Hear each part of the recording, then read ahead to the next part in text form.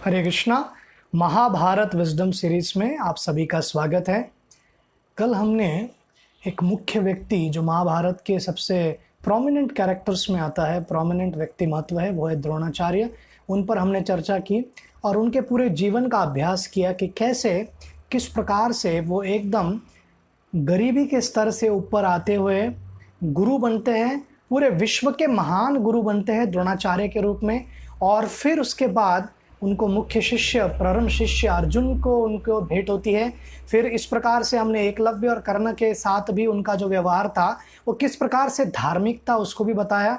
परंतु दुर्योधन के साथ निरंतर रहने के कारण, उनका कुसंग करने के कारण और दुर्योधन को संतुष्ट करने की इच्छा रखने के कारण युद्ध के 14वें दिन या 14वें दिन भीम और अन्य लोगों को हराकर द्रोण अभिमन्यु की निष्पाप रूप से हत्या कर देता है 13वें दिन युद्ध के 13th डे में। और हम देखते हैं कि किस प्रकार से अभिमन्यु का बदला लेने के लिए जयद्रथ को पहले मार दिया जाता है अर्जुन द्वारा, और फिर अंत में जिस प्रकार से छल कपट से, धोखे से अभिमन्यु को मारा गया, द्रोण की भी मृत्यु उसी प्रकार से होती है। तो द्रोण का अगर एक लाइन में एनालाइज करना है उनके जीवन को तो इस प्रकार से होगा एक पंक्ति में कि वे धार्मिक थे, महान थे, पूरा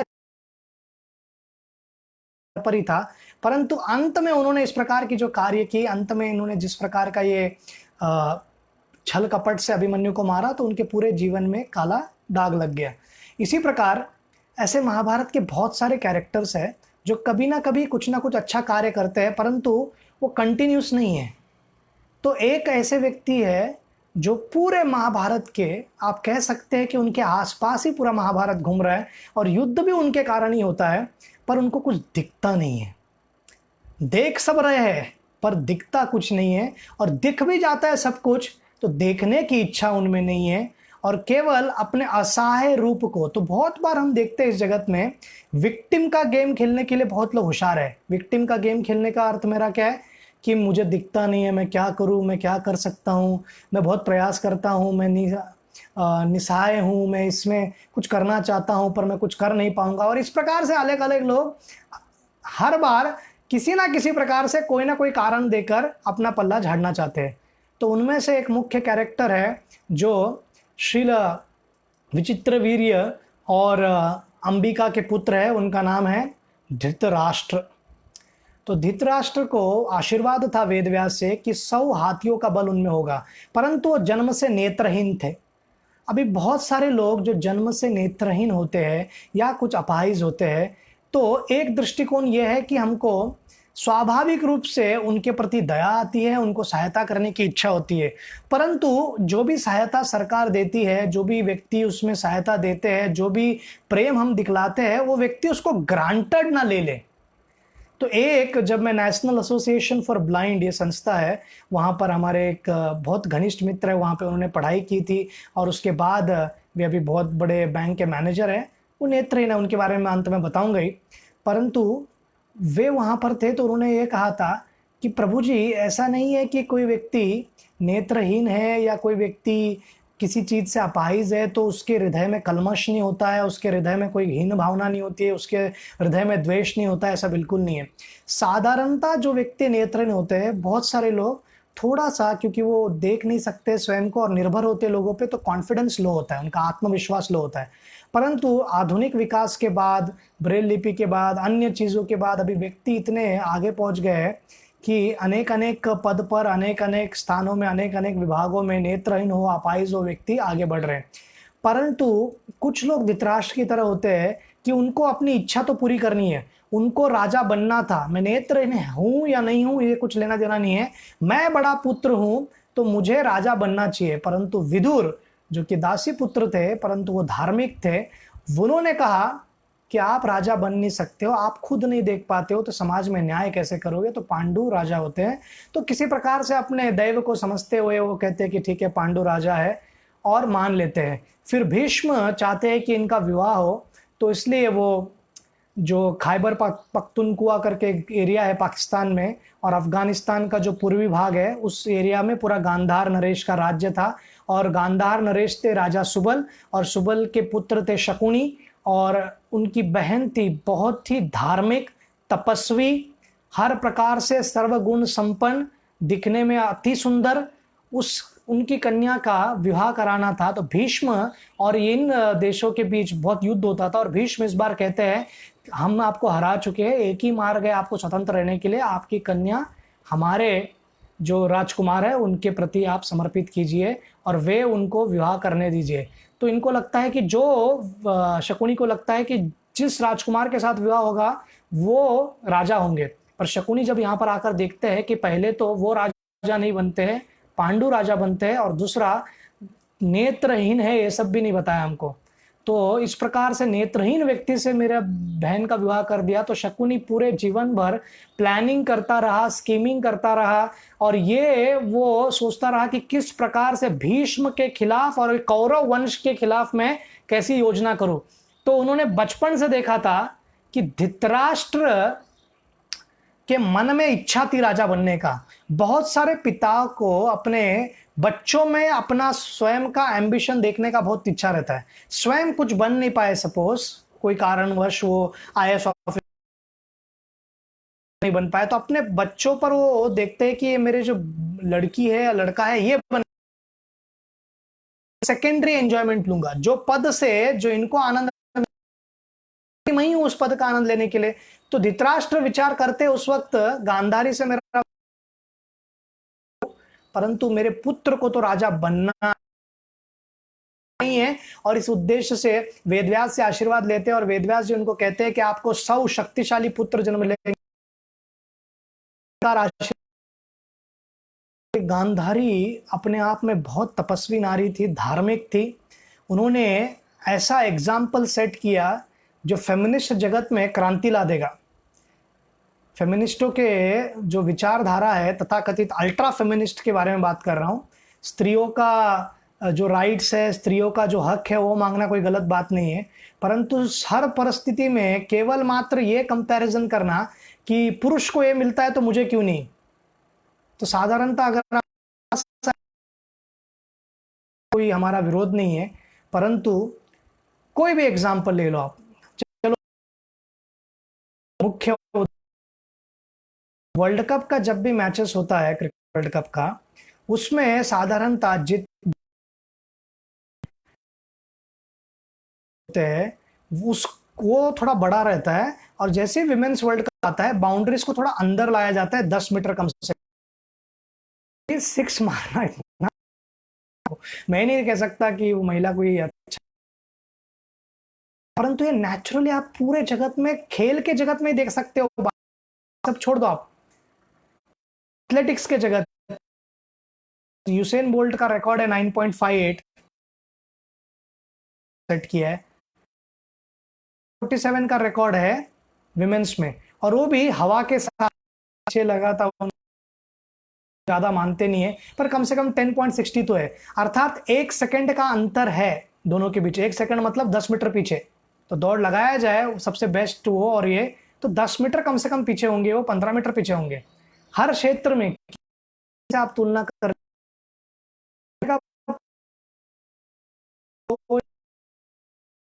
अपनी शक्तिशाली है, प्रयत्न करना चाहिए, ना कि अननेसेसरी कंपैरिजन और कंपिटिटिव नेचर और उसके अनुसार कार्य करने का प्रयत्न करना चाहिए। तो गांधारी ये विचार करती नहीं बेटी कि धृतराष्ट्र ने मेरे को धोखा दिया है तो इस अंधे को मैं जिंदगी भर तकलीफ दूंगी। इनफैक्ट उनको क्या समस्या है, वो समस्या को अनुभव करने के लिए कि मेरा पति को कौन सी समस्या होती होगी, कैसे बीतते होंगे, क्या कैसे जीवन जीते होंगे, तो जो स्तर का आनंद लेते हैं मैं उससे ऊपर का स्तर का आनंद नहीं लूंगी। ज्यादा डेडिकेशन श्रीमती गांधारी देवी का था। तो गांधारी अपने आंख पर सफेद पट्टी बांध देती है।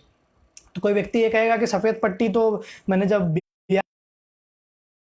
कि आर पार दिखता होगा, ऐसा नहीं था, आपको ब्लाइंड फोल्ड स्वयं से बना लिया था और आजीवन उन्होंने ऐसा रहा। कोई व्यक्ति ये कहेगा कि पति अंधा, देखिए कोई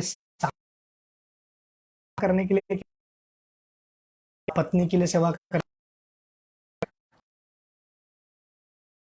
हजारों सेविका रहेगी। धृतराष्ट्र जगत साधारण व्यक्ति नहीं थे धृतराष्ट्र जी, तो उनकी सेवा के लिए गांधारी जानती थी और उन प्रकार पूरे जहाज की सेवा किया। केवल एक बार वो अपने पट्टी को खोलती है, वो युद्ध के आखिरी दिन दुर्योधन के लिए, वो हम बताएंगे जब दुर्योधन का एपिसोड आएगा। तो ये गांधारी क्या करने के लिए तैयार है, और धृतराष्ट्र जैसा उनका नाम है, पावर से और राष्ट्र से अति आसक्त, एक आसक्त व्यक्ति और एकदम विरक्त स्त्री कॉम्बिनेशन होने के बाद भी उन्होंने गांधारी पूरा जीवन भर धृतराष्ट्र को धर्म का मार्ग ही सिखाती रही और अपने पुत्रों को भी। तो आशीर्वाद मिल गया, परंतु 2 वर्ष होने के बाद भी संतान जन्म नहीं लेते हैं, और गांधारी को पता चलता है किसी प्रकार से कि युधिष्ठिर का जन्म हो गया है और कुंती ने संतान को जन्म दिया। तो गुस्से में आने के बाद वो अपने गर्भ को अपने मुक्के से जोर से मारती है, तो उनके पेट से लोखंड की तरह चमड़ी गिरता है नीचे, और को देखकर वो वेदव्यास भी उसी समय आते हैं और वेदव्यास जी को दिखा 101 संतान होंगे, 100 शक्तिशाली पुत्र होंगे, कहां पर है? तो कहते हैं कि आप ज़्यादा उत्तेजित मत होइए, मुझे 101 मटके ला कर दीजिए और उसमें शुद्ध घी ला कर दीजिए, और उस घी के मटके में घी डाला जाता है और उसका 101 भाग करके उसमें डाल दिया जाता है, और उनको संतान जब जन्म लेने लगते एक एक करके, तो पहला जिस मटके से आवाज़ आता है तो वहाँ से अनेक अनेक प्रकार के गधे, प्राणी और जो है अलग अलग प्रकार का सियार है, रोने लगते हैं। तब विदुर, वेदव्यास जी, अन्य साधु संत सब लोग कहते हैं ये राक्षस प्रवृत्ति का है, ये राक्षस है, और ये जो कलयुग है, कलयुग का ये अंश का अवतार है, इतना भयानक पुत्र है, कृपा करके धृतराष्ट्र इनको एक तो गंगा में बहा दो, या ये नहीं कर सकते हो इसको देश निकाला कर दो, कम से कम कोई ऐसे वन में छोड़ दो जिसे पता ही नहीं चलेगा कि वो राजा का पुत्र है, जीवित रहेगा, आप ध्यान रखना उनका, परंतु यहाँ पर रखोगे ये पूरे तुम्हारे वंश का नाश कर देगा। गांधारी हालांकि पुत्र है उनका, बहुत महान नारी है, परंतु वो और धृतराष्ट्र कहते हैं बिल्कुल नहीं, बिल्कुल नहीं। 99 लोग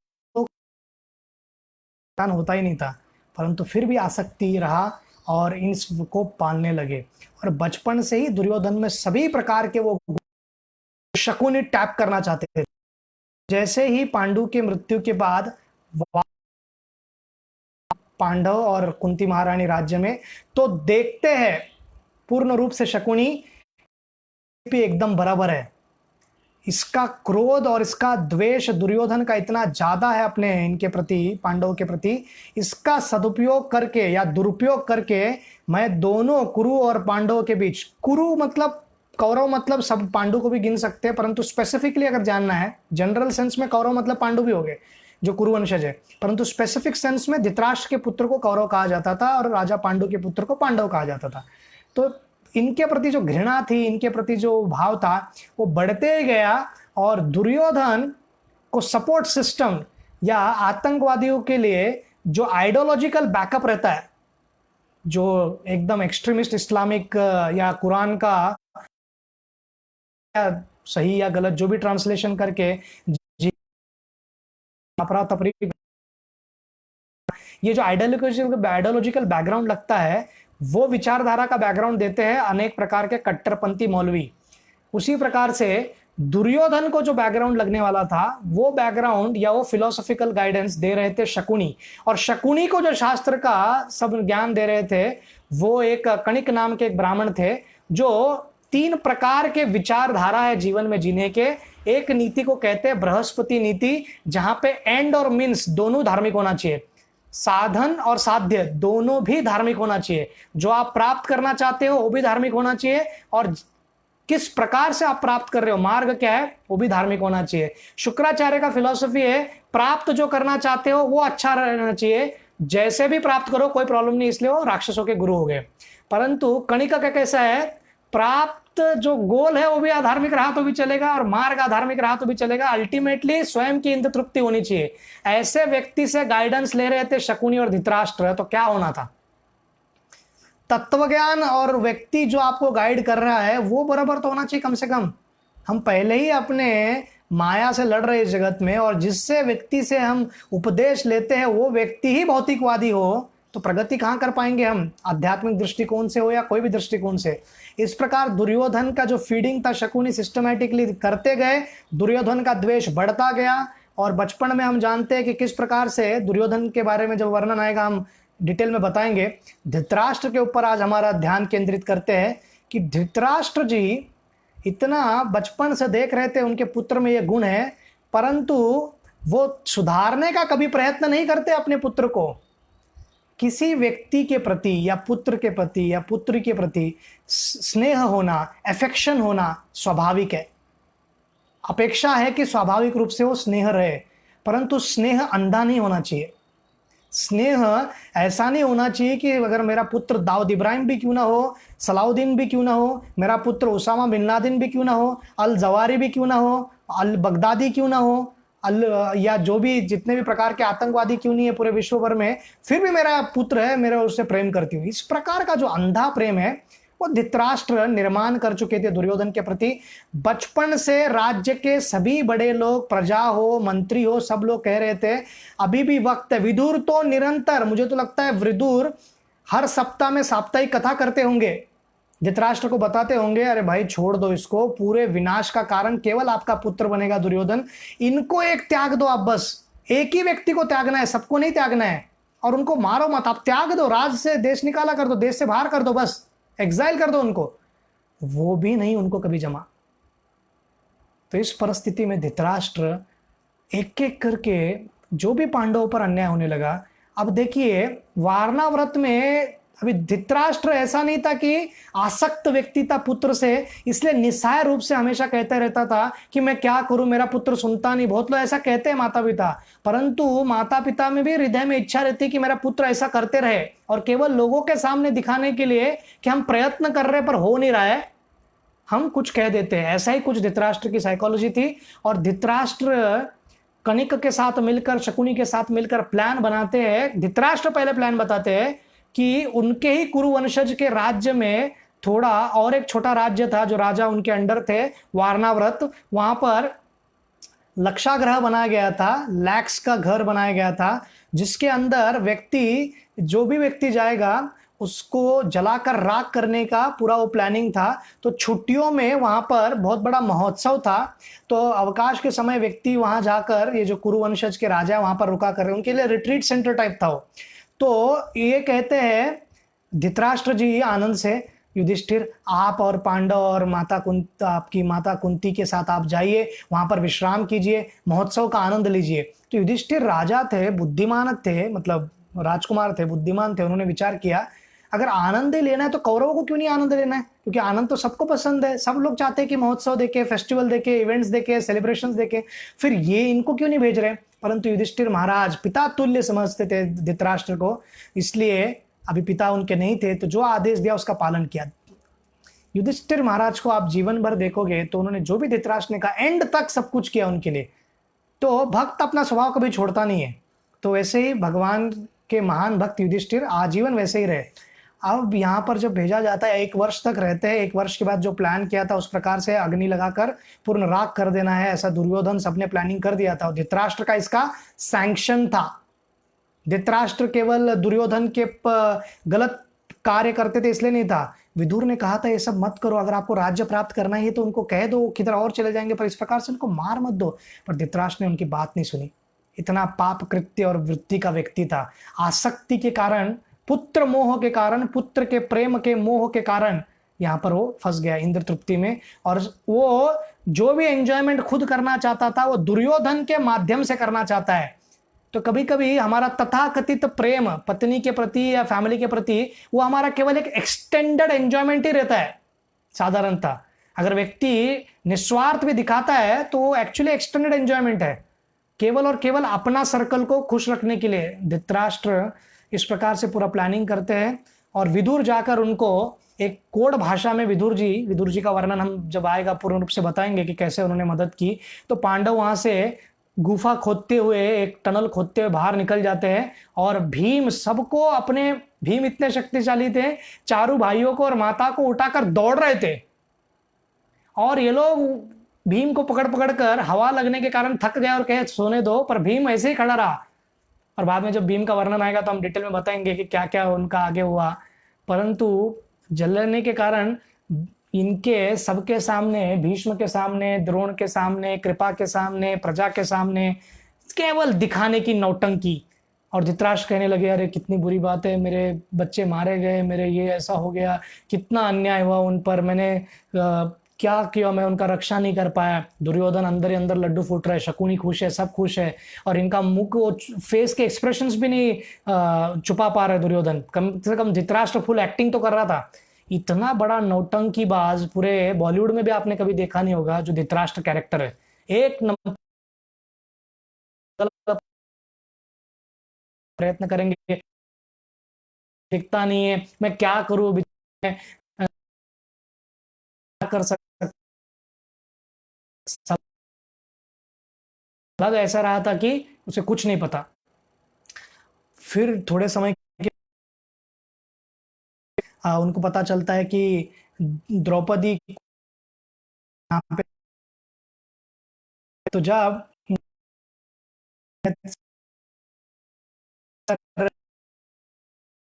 तो कुरुवंश ने जीत लिया पांचाली द्रौपदी को, तो बहुत खुश हो जाता है धृतराष्ट्र और कहता है वाह वाह वाह, हम, मेरा दुर्योधन इतना शक्तिशाली है, मुझे पता ही था वो जीत लेगा। तो वो कहते हैं नहीं, पांडवों ने जीता है। तो ये जैसे ही सुनते हैं, धृतराष्ट्र सबके सामने दिखाने के लिए ऐसा कहते हैं बहुत अच्छी बात है, कितना कितना सुखद आपने खबर दी है मुझको, ऐसा समाचार मैंने कभी सुना नहीं है, कितना महान कार्य आपने किया है। तो अपने गले का आभूषण निकाल के सबके सामने उस व्यक्ति जो है, वो दूत जो है उनको पहना देते हैं।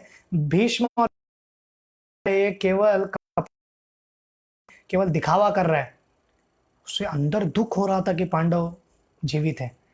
तो एक ही न्यूज कुछ लोगों को आनंद दे सकता है, भीष्म और द्रोण को, और वही न्यूज इनको दुख दे सकता है। तो इस जगत में व्यक्ति एक इंसिडेंट्स को अलग अलग अपने परसेप्शंस के हिसाब से, अपने मानसिक विचारधारा के हिसाब से देखते हैं।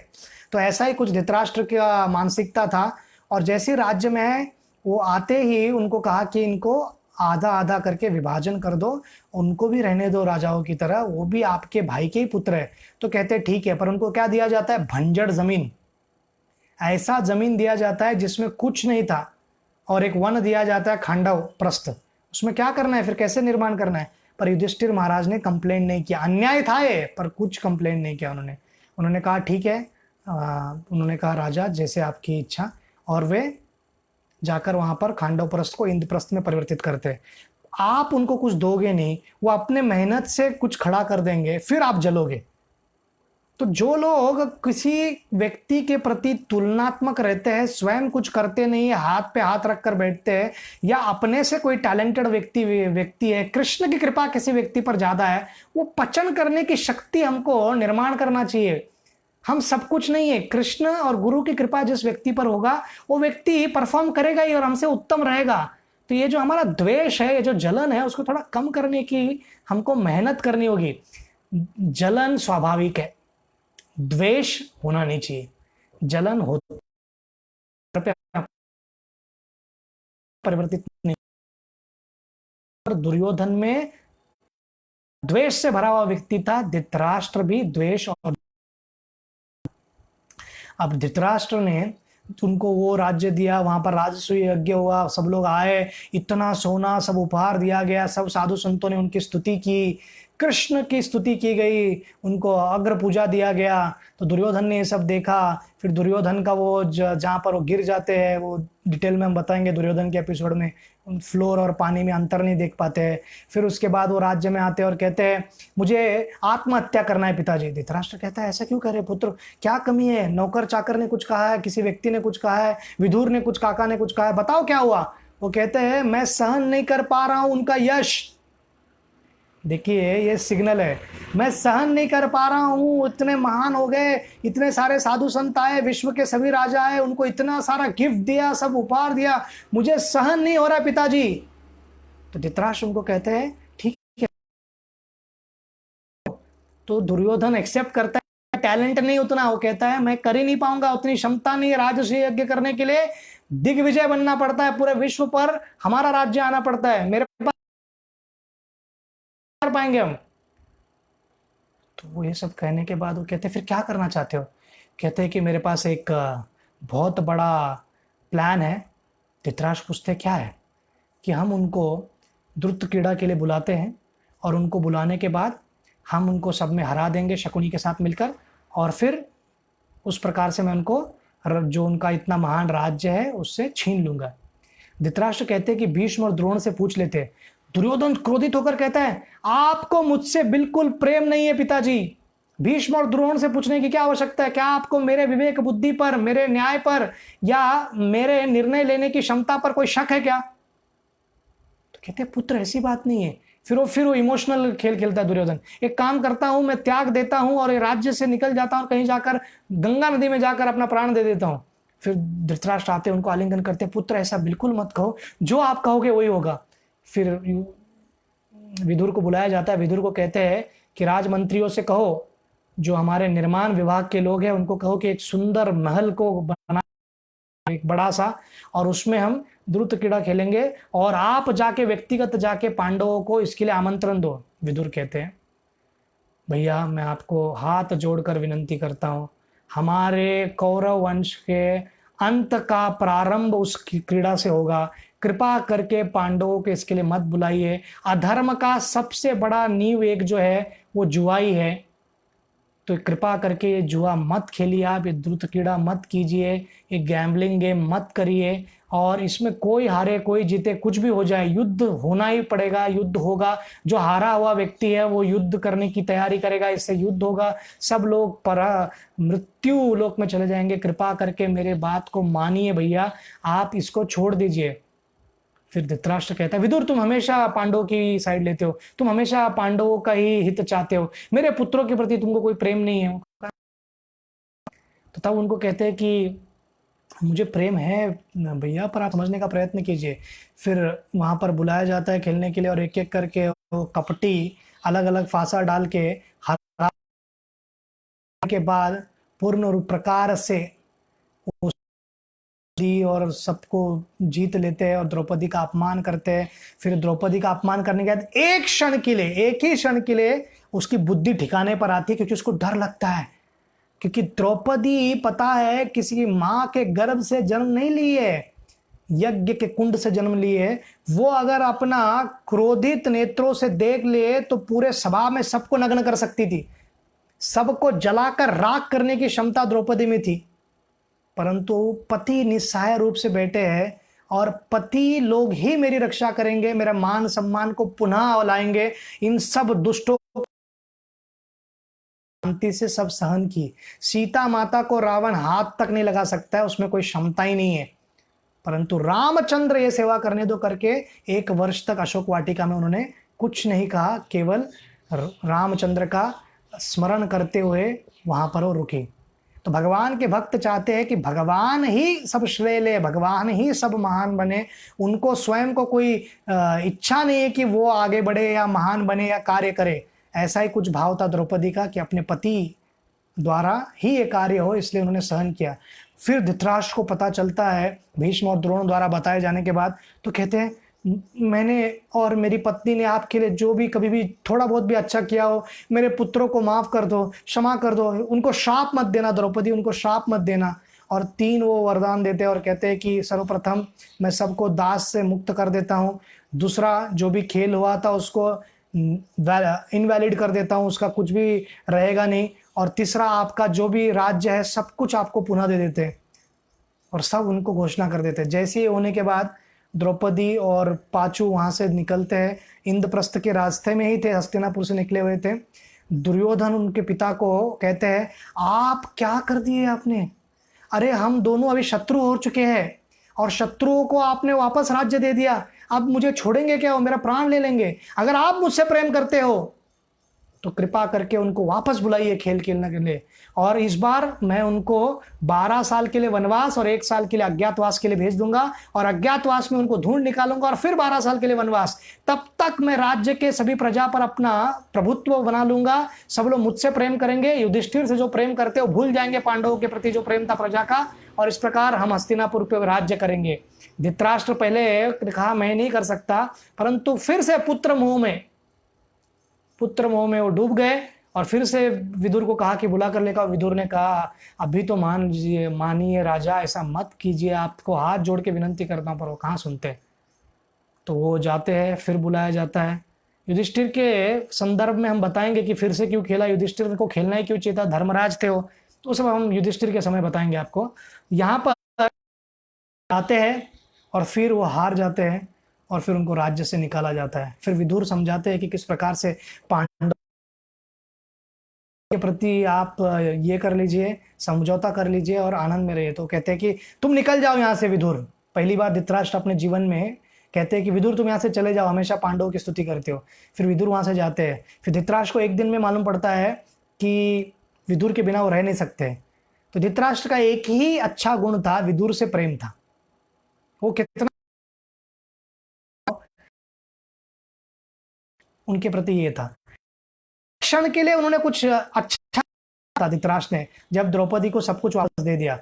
तो पूरा प्रकाशमान होना चाहिए, वो छोड़कर जैसे बिजली कड़कती है ना, पूरा प्रकाशमान हो जाता है आकाश, था यहाँ पर धृतराष्ट्र का। कभी तो उसका चमकता था ऊपर का दिमाग और न्याय करता था और धार्मिक होता था, पर फिर से उसका जो आसक्ति है नीचे खींचता था। तो हमारी आसक्ति, हमारा जो इंद्र तृप्ति का इच्छा है, वो हमको हमेशा नीचे खींचता है।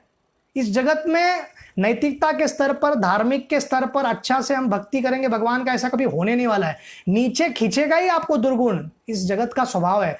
इसलिए हमारे जीवन में क्या होना चाहिए, विदुर जैसा आदमी सदैव पास में होना चाहिए ताकि हमको उठा सके वापस। तो विदुर जब जाते हैं तो संजय को कहते हैं कि बुला कर लेकर आओ। फिर विदुर आते हैं और संजय से मिलते हैं।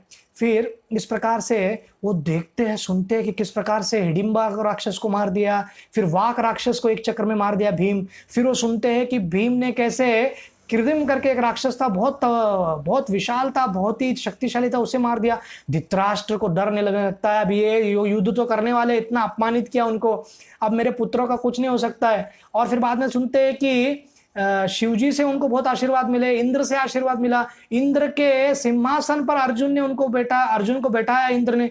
ये सब सुनने के बाद धृतराष्ट्र को डर लगने लगता है और एक कपटी धृतराष्ट्र अभी तथाकथित समझौता या उनको बुला लेकर आओ, और इसके लिए संजय को भेजता है विराट राजा के यहाँ पर। और देखिए कितना दूषित वो है, और पांडव और द्रुपद सब थे वहां पर, कि देखो आप तो महान लोग हो, आप तो राज्य में या ये जो दौलत है शाश्वत नहीं रहता है, सब कुछ चला जाता है। भगवान का ध्यान करना, भगवान का कृष्ण, दोनों एक दूसरे को देखकर हंस रहे थे, वाह धृतराष्ट्र वाह। तो धृतराष्ट्र बेसिकली क्या कहने का प्रयत्न कर रहे हैं, करो, अगर युद्ध जीत आपके संबंध सुख प्राप्त करोगे। तो बेसिकली वो क्या कहने का प्रयत्न कर रहे थे कि आप ऑलरेडी वैरागी हो चुके हैं, वनवासी हो, तो वापस आना है आपको, तो आप वही वनवासी रहो, वहीं पर रहो, वहीं पर खुश रहो। तो एक प्रकार से वो कह रहे थे कि मैं आपको राज्य भी नहीं दूंगा और मेरे पुत्रों के साथ आप लड़ो भी मत, त्यागी बन जाओ, महान बन जाओ, मैं भोगी हूं, मैं भोगी रहूंगा, आप त्यागी बन जाओ। तो बहुत लोग इस जगत में जब किसी को कहते हैं कि हरे कृष्ण महामंत्र का जप करो, तो दूसरे को ही उपदेश देते हैं, ये बहुत अच्छा है, हरे कृष्ण अच्छा है, वहां पर प्रसाद भी अच्छा मिलता है, जप भी करना चाहिए, ये लाइफ परफेक्ट करके लेना चाहिए, तुम करो, हाँ आगे बढ़ो, और खुद को कुछ नहीं करना है। तो धृतराष्ट्र वो थे, अति आसक्त और दूषित भावना के कारण, पुत्र के प्रति अति मोह के कारण ये उन्होंने किया। अब क्या हो गया, फिर यहां से वो द्रुपद ब्राह्मण को भेजते हैं, सब धृतराष्ट्र के मन में कभी आता नहीं है। मैत्रेय ऋषि समझाते हैं, तो मैत्रेय ऋषि जब समझा रहे थे कि कितने महान और कितने बड़े योद्धा है सब पांडव लोग, इन्होंने अभी अभी खिचक को भी मार दिया है, अरे बाबा साधारण व्यक्ति नहीं, समझौता कर लो। तो ये दुष्ट दुर्योधन अपने भुजाओं को करके मार रहा था और अपने जांग पर हाथ रखकर, जैसे कुश्ती में करते हैं या कबड्डी से पहले करते हैं ना खिलाड़ी लोग, वैसे करके दिखा रहे। तो मैत्रेय ने कहा तुम्हारे भुजाएं, तुम्हारे पूरे कौरवों के भुजाएं उखाड़ उखाड़ कर फेंक कर मारेगा, सब भुजाएं उखाड़ कर रक्त पिएगा भीम, और तुम्हारा दुर्योधन तुम्हारे जांग को तोड़कर भीम तुम पर विजय प्राप्त करेगा। डर के मारे कांपने लगता है धृतराष्ट्र, मैत्रेय ऋषि के चरणों पर गिर जाता है और कहता है हे ऋषि, हे मुनिवर, हे साधु, कृपा कर दो, क्षमा कर दो मेरे पुत्र को, वो तो नालायक है, उसकी बात कहां मान रहे हो आप, वो दुष्ट है, और वो दुर्योधन झुक के अभी तक क्षमा भी नहीं मांग रहा, इतना दुष्ट था दुर्योधन। उसको सपोर्ट सिस्टम कहां से मिल रहा था? कपटी कर्ण से। तो बैकग्राउंड भी कोई व्यक्ति था, कचरा है तो कचरे का ही बदबू आएगा, और क्या आएगा। तो मैत्री ऋषि ने उनको एक ही मार्ग से हो सकता है, वो पुण्यवान, आप क्षमा मांगो, उनको राज्य वापस दे दो।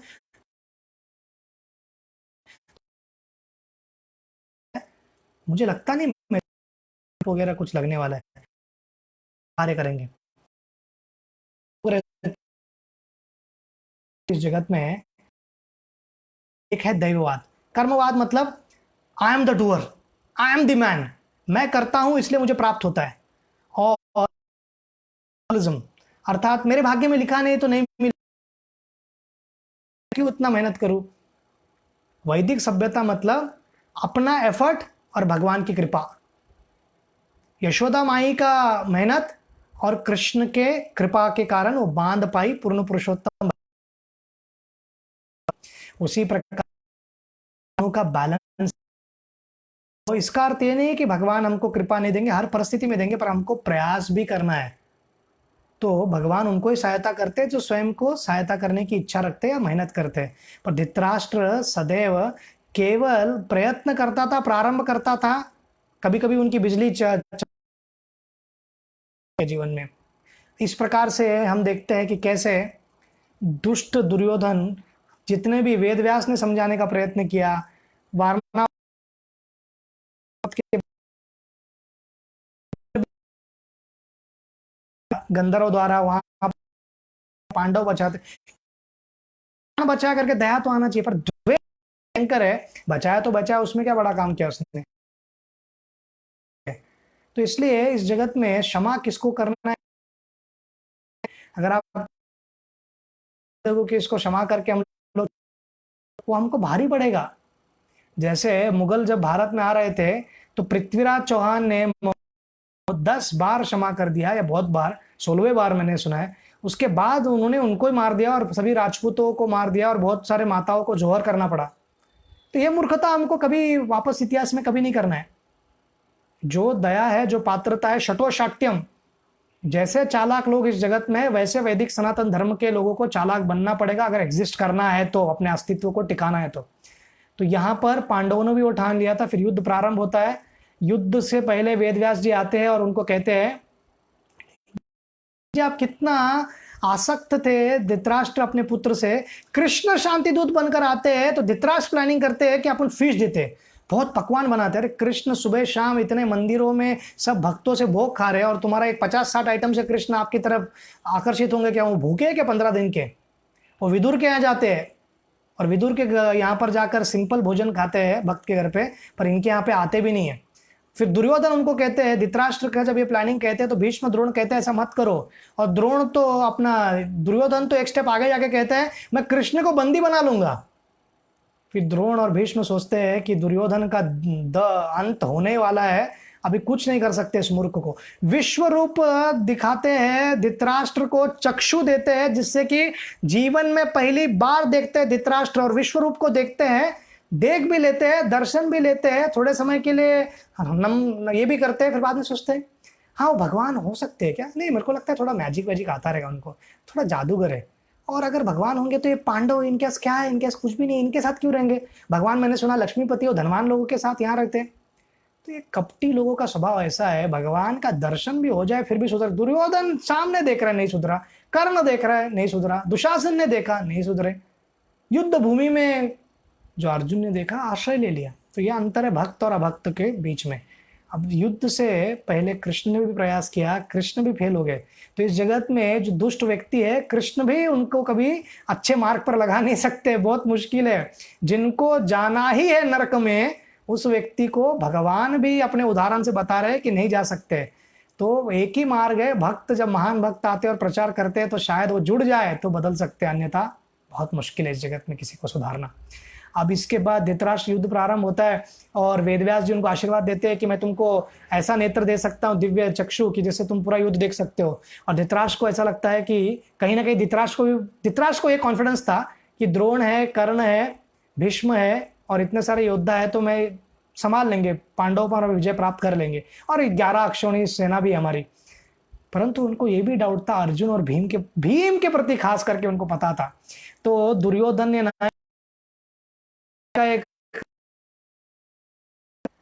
मेटल का, और बहुत ज्यादा हैवी था, उसको मारता था जोर जोर से गदा लेकर, ताकि एक दिन मैं उसको मारूंगा करके प्रैक्टिस करता था। तो ये धृतराष्ट्र इस प्रकार से विचार कर रहे थे। तब वेदव्यास जी को वो कहते हैं कि आप संजय को ये चक्षु दीजिए। संजय उनको फिर बतलाना प्रारंभ करते हैं। तो पहले दिन में हम देखते हैं कि भीष्म किस प्रकार से प्रहार करते हैं पांडवों पे, तो पहले दिन वो खुश हो जाते हैं, परंतु उसके बाद सभी दिनों में एक एक करके वो केवल स्कोर गिन रहे थे कितना पुत्र मर गए। और बाद में दुशासन को मार दिया जाता है, दुर्योधन को भीष्म को मारते हैं, फिर द्रोण को मारते हैं, फिर कर्ण मर जाता है, फिर शाल्य मर जाता है, फिर दुर्योधन मर जाता है, तो दुख में डूब जाते हैं। और धृतराष्ट्र को बहुत दुख हो रहा है और बहुत क्रोध है एक व्यक्ति पर, भीम पर। और जहां पर सबके शरीर थे और जहां गंगा के तट पर सबका अंतिम, और वहां पर सबसे मिलते हैं, और कृष्ण को पहले ही जिस रात को 18 दिन के रात को ही भेज दिया जाता है, ताकि गांधारी और दो धृतराष्ट्र है उनको इस दुख के घड़ी में कुछ संभाला जाए, साहस दिया जाए। तो देखो कितना संवेदनशील है युधिष्ठिर महाराज। वो खुद के बारे में नहीं सोच रहे, धृतराष्ट्र और माता गांधारी के बारे में सोच रहे। वहां पर गांधारी जी श्राप देती है कृष्ण को कि तुम्हारे भी पूरे यदुवंश का ऐसा ही नाश हो जाएगा, परंतु कृष्ण को कोई श्राप लग नहीं सकता है। तो कृष्ण विचार करते हैं कि इस प्रकार से यदुवंश अपने पुनः गोलोक या वैकुंठ में जाने का ये मार्ग है, तो ठीक है, जो भी निमित्त मात्र बन जाए वो आपका लेता हूँ, कोई समस्या नहीं मेरे को। तो इस प्रकार से गांधारी और धृतराष्ट्र फिर वापस जब सब अपने कक्ष में आते हैं हस्तिनापुर में, फिर एक हर एक से आलिंगन करते हैं। तो युधिष्ठिर महाराज से आलिंगन करते हैं, फिर नेक्स्ट बारी रहता है भीम का, कृष्ण रोकते हैं और वो आगे वो पुतला आगे कर देते हैं। धृतराष्ट्र आलिंगन करते हैं, और धृतराष्ट्र को 10,000 हाथियों का ताकत था, वो कोई भी मेटल ऐसा हाथ में लेके उसका पाउडर बना सकते थे। तो इसको उनको पकड़ते और जोर से दबाते हैं, तो जितना जोर लगाते हैं कि पूरा चूर होके नीचे गिर जाता है, और उनके मुंह से रक्त भी आता है। धृतराष्ट्र ने इतना मेहनत किया था, वो गिरते हैं। फिर उनको विदुर पकड़ते हैं, संजय पकड़ते हैं और कहते हैं क्रोध कम कर दो, द्वेष कम कर दो। फिर बाद में वो विलाप करते हैं कि क्या मैंने भीम को मार दिया। फिर कृष्ण कहते हैं आपने भीम को मारा नहीं है, सब सुरक्षित है, आप चिंता मत कीजिए। उस क्षण में भी युधिष्ठिर महाराज कहते हैं कि कितने द्वेषी हो आप, विचार कीजिए, पूरा मारने का प्लानिंग है। फिर भी युधिष्ठिर महाराज कहते हैं कि इस राज्य के राजा रहेंगे सदैव धृतराष्ट्र, मैं उनका सेवक हूं। और सिंहासन पर धृतराष्ट्र को ही बैठाया था। कौन रह सकता है युधिष्ठिर महाराज जैसे? कौन व्यक्ति कभी सोच भी सकता है कि इतना घृणा, इतना द्वेष, हर बार मारने का प्रयास, वही धृतराष्ट्र, वही उसका पापी पुत्र दुर्योधन। फिर भी युधिष्ठिर महाराज की महानता देखिए, कितना महान व्यक्ति है, सिंहासन पर उनको ही बैठाया। और एक पूरे इसमें सब लोग संतुष्ट थे, ठीक है, किसी को समस्या नहीं था। एक व्यक्ति को ये बिल्कुल पच नहीं रहा था, वो था भीम। तो भीम किया है उनके साथ बिल्कुल नहीं, क्योंकि भीम का एक स्वभाव है, इतना इन्होंने हमारे साथ अन्याय किया है, ये बिल्कुल आप इससे निकाल दो, या कम से कम पर मत बैठो। तो युधिष्ठिर महाराज रोज सुबह जब भी प्रथम जाके गांधारी और धृतराष्ट्र के चरणों को स्पर्श करते थे, आशीर्वाद लेते थे। इतने महान थे युधिष्ठिर। और धृतराष्ट्र भी देखिए ऐसा आसक्त व्यक्ति है, जो लोगों के कारण उनके पुत्रों की हत्या हुई, और राज सिंहासन पे मनोरंजन, आनंद, म्यूजिक वगैरह सुनते रहा, देखता था कुछ नहीं था, पर हर डांस पार्टिसिपेशन में बैठ जाता था ताकि मजा ले सके कानों से। इतना इंद्र तृप्ति करने का इच्छा था इसको। फिर विदुर देखते एक है, और भीम ना कभी कभी सीक्रेट में युधिष्ठिर महाराज को न पता चले ऐसे जाते थे और उनके सामने खड़े होते थे और कहते थे कि ये भुजा है ना, ये भुजा, इन भुजाओं से एक एक करके सब पुत्रों को तुम्हारे मारा है। तो धृतराष्ट्र को बहुत बुरा लगता था। तो दुर्योधन क्या कर रहे, अपना दुर्योधन के बारे में और अन्य लोगों के बारे में बताकर भीम क्या प्रयत्न कर रहे थे, जो मेंटल टॉर्चर से हम गए, थोड़ा तो इसको टेस्ट मिलना ही चाहिए, स्वाद तो थोड़ा दूंगा ही मैं। तो किसी भी एंगल से आप देखो, भीम वाज डूइंग करेक्ट, क्योंकि उसको विरक्ति निर्माण होना चाहिए। इतना आसक्त व्यक्ति है, सब होने के बाद भी राज्य छोड़ने को तैयार नहीं है। एज हो गया, जाओ भाई वनवास, तपस्या करो, वानप्रस्थ हो जाओ।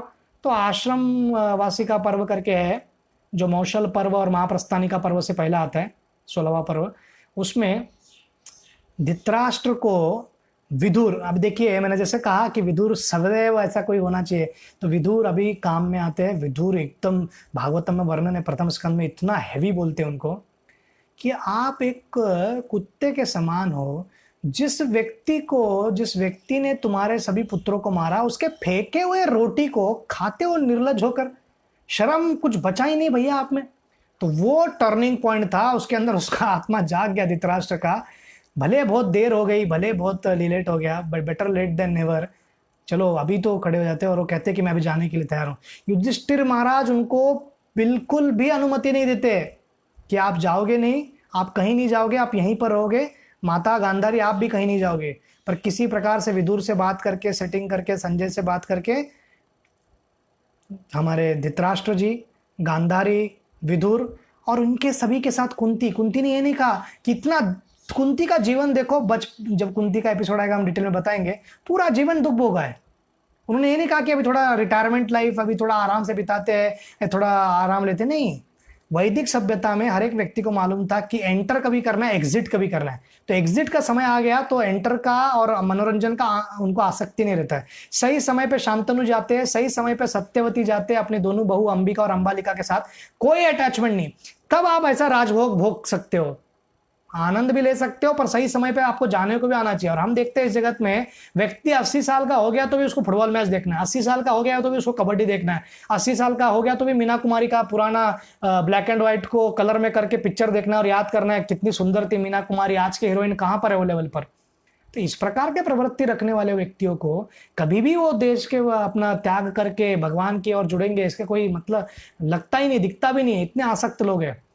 इस प्रकार से वो जाते हैं और एक एक करके योगिक पूरी तपस्या करके वेदव्यास से सब सीख कर मार्ग को वो धृतराष्ट्र अंत में क्यों ना हो, अग्नि के कारण, योगिक अग्नि के कारण जो आता है उनका पूरा शरीर जलता है और उच्च लोक की ओर जाते हैं। आध्यात्मिक जगत नहीं जाते, आध्यात्मिक जगत लाने लायक, जाने लायक उन्होंने कुछ कार्य किया ही नहीं था, इतना अपराध किया था वैष्णवों का। पर ऊपर के लोगों की तरफ जाते हैं, जो स्वर्ग के ऊपर के महार्जन या वहां पर तपस्या करने के लिए। तो धृतराष्ट्र का अगर ठीक से अभ्यास किया जाए, हर एक व्यक्ति को स्नेह होता है अपने संबंधियों से, वो स्नेह होना चाहिए पर आसक्ति नहीं होना चाहिए, अटैचमेंट नहीं होना चाहिए। अफेक्शन ठीक है पर फॉल्स अटैचमेंट, ब्लाइंड अटैचमेंट नहीं होना चाहिए। और जो बुरा है उसको बुरा बोलने का शक्ति होना चाहिए। धृतराष्ट्र का समस्या क्या है, वीक थे, अटैचमेंट के कारण, आसक्ति के कारण कमजोर थे। तो इस जगत में आसक्ति हमको कमजोर करती है, आसक्ति हमको नीचे खींचती है। परंतु विदुर जैसा व्यक्ति अगर हमारे जीवन में हो, वो हमको सहायता कर सकता है हर परिस्थिति में ऊपर उठने के लिए। नीचे गिरते व्यक्ति पर ऊपर उठना भी जरूरी है, तो विदुर जैसे व्यक्ति हमको सहायता करते हैं। तो हमको क्या करना है कि ये आसक्ति होना कोई बुरी बात नहीं है, आसक्ति से आसक्त होना बुरी बात है। आसक्ति रहता ही है व्यक्ति को, कोई ना कोई अटैचमेंट है, पर अटैचमेंट के प्रति अटैच नहीं होना है, हमको आगे बढ़ना है, भक्ति करते रहना है, एक ना एक दिन वो अटैचमेंट चला जाएगा ऐसा अपेक्षा रखना है। तो उसी प्रकार यहां पर धृतराष्ट्र क्या कर सकते थे, इतना अच्छा साधु संग था, भीष्म थे, द्रोण थे, ये थे, कृपा थे, विदुर था, पांडव थे, कुंती महारानी थी, महाभागवत है कुंती महारानी, उनका संग लेके भक्ति में प्रगति कर सकते थे। अरे दूर क्यों जाना है, महातपस्वी धार्मिक उनकी पत्नी थी, उनके साथ ही रहती थी सदैव, पर मूर्ख कभी समझ नहीं पाए। 100 पुत्र मारे गए, केवल दासी पुत्र युवत्सु, जो सुगधा नाम की एक दासी थी, लेडी इन वेटिंग करके है, अर्थात लेडी इन वेटिंग का अर्थ इस प्रकार से है कि सेवा करने के लिए गांधारी से थी, परंतु वो धृतराष्ट्र, गांधारी 2 वर्ष तक गर्भवती है तो किसका संग करूं, तो काम वासना भी उतना ही स्तर का था उनका, तो इनके साथ संग करके संतान प्राप्त किए उन्होंने। वो था युवत्सु, धार्मिक था और युद्ध से पहले युधिष्ठिर महाराज के कैंप को ज्वाइन करता है और वही व्यक्ति सबके चिता को आग देता है। और कृष्ण ने स्टार्टिंग में कहा था युवत्सु तुम ये कार्य करोगे, अर्थात भगवान ने पूरा निश्चित कर लिया था क्या होने वाला है, क्योंकि उनको पता है कि अधार्मिक लोगों का ऐसे ही अंत होना है।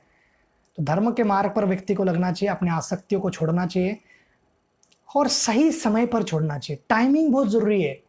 अगर यही कार्य उन्होंने प्रारंभ में किया होता तो गोलोक जा सकते थे, यही कार्य उन्होंने प्रारंभ में किया होता तो वैकुंठ जा सकते थे, भगवान के धाम जा सकते थे। एंड में किया, चलो ठीक है, कुछ भी नहीं किया तो एंड में तो किया, कम से कम नर्क की दिशा में तो नहीं गए। नर्क के दिशा में नहीं जाने का कारण क्या है, वेदव्यास, विदुर और पांडवों का क्षमा कर देना। अगर पांडवों ने कभी हृदय में रखा होता कि इन्होंने मेरे से इतना अपराध किया, मैं कभी क्षमा नहीं करूंगा, तो धृतराष्ट्र ऊपर की गति जा ही नहीं सकते, नर्क का दिशा उनका निश्चित था।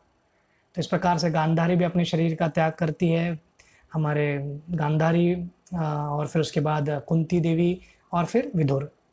विदुर महान भक्त थे, तो विदुर अपनी पूरी नीति और शास्त्र, विदुर नीति बहुत फेमस है, वो युधिष्ठिर महाराज को सिखाकर वो चले जाते हैं।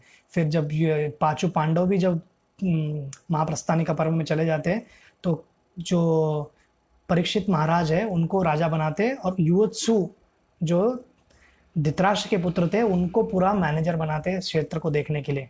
तो देखिए कितना महान थे युधिष्ठिर। हम एक ही चीज़ सीख सकते हैं पूरे धृतराष्ट्र के एपिसोड से, महत्वपूर्ण चीज़ ये है कि सही समय पर हमारी जो भी आसक्तियाँ है उसको हमको छोड़ देना चाहिए, और सही समय जब भी हमको भक्ति का प्रचार कोई करे, जब भी कोई कहे कृष्ण माला करो, जप करो, तो वो सही समय है। भक्ति प्रारंभ करने के लिए हर एक समय सही समय है। तो इस प्रकार से हमको जितना जल्दी हो सकता है उतना जल्दी हरे कृष्ण महामंत्र का जाप प्रारंभ कर देना चाहिए, भागवत पढ़ने का प्रयत्न करना चाहिए। अब इसके अलावा हम क्या सीख ले सकते हैं कि धृतराष्ट्र और गांधारी का एक व्यक्ति था जिसको दिखता नहीं था दुर्योधन का दुर्गुण, और गांधारी दिखता था पर कुछ कर नहीं सकती थी क्योंकि कोई सुनता नहीं था उनका। तो इस जगत में हम दो प्रकार के लोग व्यक्ति देखते हैं कि सब दिखता है, पापी है मेरा पुत्र और सब कुछ, फिर भी आसक्त होना, और दूसरा वो शक्ति नहीं, वो हिम्मत नहीं जुटाना धृतराष्ट्र का कि अपने पुत्र को कभी डांट सके, अपने पुत्र को कभी शिक्षा दे सके। उसके कारण, एक व्यक्ति के कारण 100 लोग को खो दिया। अपनी जो एकमात्र पुत्री थी दुशाला, वो विधवा हो गई, जयद्रथ मारा गया। तो इस प्रकार से सभी वंश नष्ट हो गए, सब उनके पुत्र मर गए, कुरुवंशज का कोई नहीं बचा। फिर क्रोध में अश्वत्थामा ने फिर उप पांडवों को मार दिया। ये सब किसके कारण हुआ? एक कारण है धृतराष्ट्र का आसक्ति। नेत्रहीन होना कोई बुरी बात नहीं है, अंदर से अंधेरा, अंदर से ही अंधेरा रहना और अंदर से नेत्रहीन रहना, ये है। तो हम धृतराष्ट्र से ये सीख ले सकते हैं कि क्या हमको जीवन में नहीं करना है, और विदुर से हम ये सीख ले सकते हैं कि क्या हमको जीवन में करना है। तो हम कल सुनेंगे पूरे क्या करना है। हरे कृष्ण।